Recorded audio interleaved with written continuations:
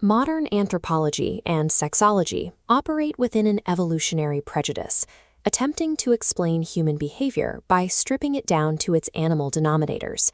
This Darwinian model frames the sexual impulse as a survival mechanism, a biological imperative designed for species continuation and the passage of genetic material.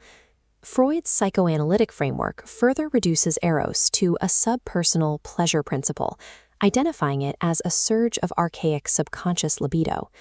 The philosopher Julius Evola argued that these biological and psychological models fail to explain the actual phenomenology of human desire. Animal sexuality follows seasonal physiological cycles. Human Eros exists independently of these triggers, manifesting as a transphysiological force that persists regardless of reproductive necessity. Human sexuality exerts a tyrannical influence over the spirit that biology cannot explain. Understanding this power requires the lens of ontology, the study of the nature of being itself. Sex is an architectural mechanism of the human soul designed to transcend the finite condition of the individual. Modern culture is saturated by hypersexualized imagery, yet this abundance signals a severe degradation of true Eros. Traditional Hindu doctrine identifies our era as the Kali Yuga, a dark age of involution, where spiritual knowledge is lost and humanity is dominated by base, material impulses. What is often celebrated as sexual liberation represents a descent into the bios. By stripping sex of its sacred dimensions, it becomes a clinical, mechanical pursuit of pleasure. Leo Tolstoy observed that a feverish obsession with the flesh is the mark of a twilight period in civilization, signaling a terminal phase of regression. This era produces an autistic libido, where sexual energy remains trapped in cerebral exhibitionism rather than seeking a transcendent union between beings. Humanity remains locked in a circle of generation, endlessly procreating without achieving any higher existential synthesis. Rediscovering the sacred science of Eros is an existential imperative for those seeking to wake from this spiritual anesthesia.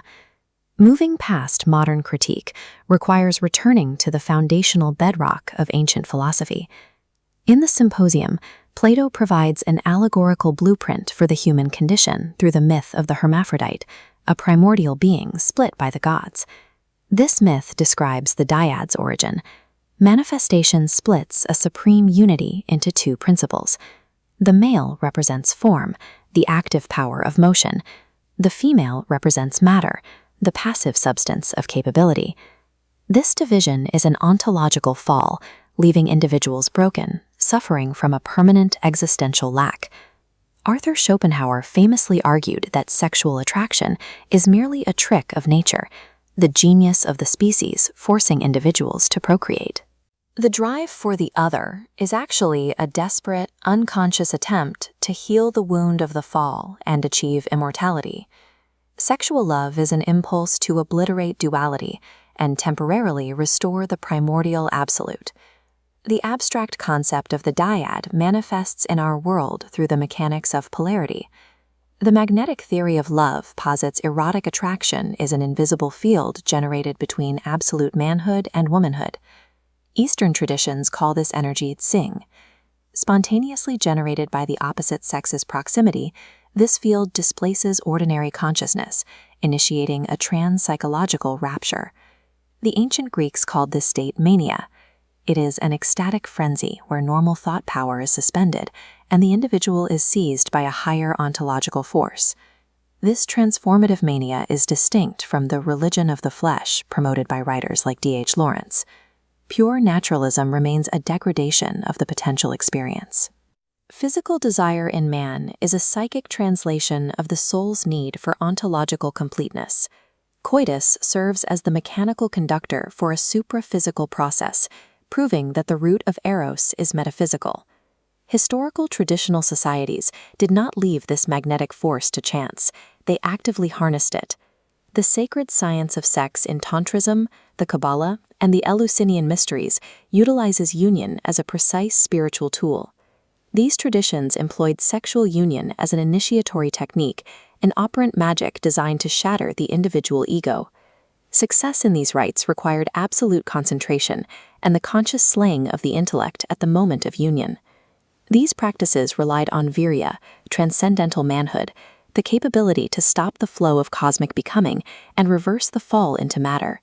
In these rites, the woman functions as a metaphysical door, the portal through which the initiate achieves contact with the supernatural. This leads to Mahasukha, a blinding transphysiological ecstasy, where the boundary of the self is violently and completely annihilated.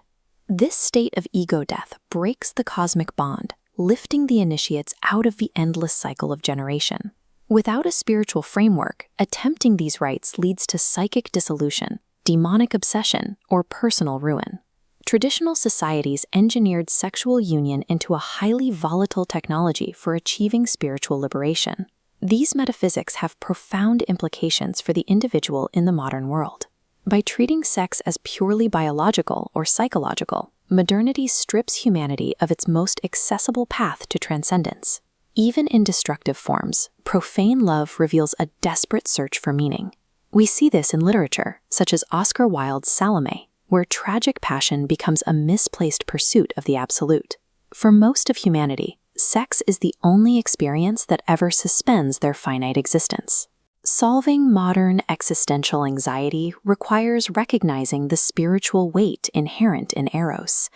Ontology precedes biology. We cannot understand human behavior without acknowledging the soul's memory of unity. The relentless hunger of the flesh is humanity's profound, unrecognized craving for the unconditioned absolute.